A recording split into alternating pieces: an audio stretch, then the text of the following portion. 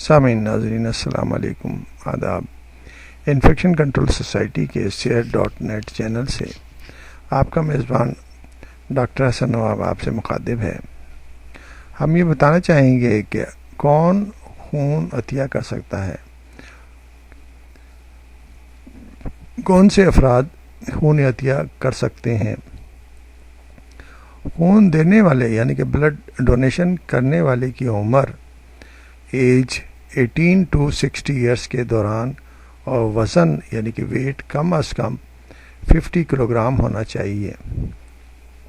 گزشتہ ایک سال کے دوران یعنی کہ 1 ایئرس کے دوران ملیریا نہ ہوا ہو، امراض قلب، ذیابیطس، یرقان یا بلڈ پریشر نہ ہو۔ گزشتہ ایک سال کے دوران خون نہ چڑھایا گیا ہو، یعنی کہ کوئی ایسی بیماری میں مبتلا نہ ہو کہ جس کے دوران اسے خون دیا جا چکا ہو۔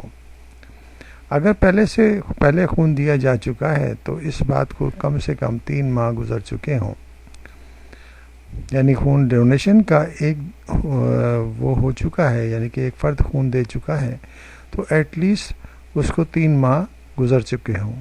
بلڈ ڈونیشن کے 3 ماہ کے بعد 3 مہینے کے بعد آسانی سے بلڈ ڈونیشن کی جا سکتی ہے۔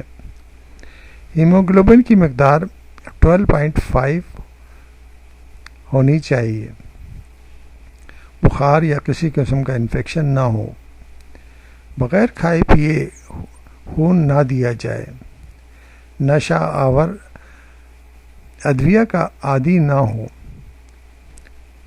اگر کوئی دوا مستقل طور پر استعمال کی جا رہی ہے تو اس کے بارے میں عطیے سے قبل مکمل معلومات فراہم کی جائیں۔ اگر کوئی میجر سرجری ہوئی ہو تو اس سے کم از کم 1 سال گزر چکا ہو۔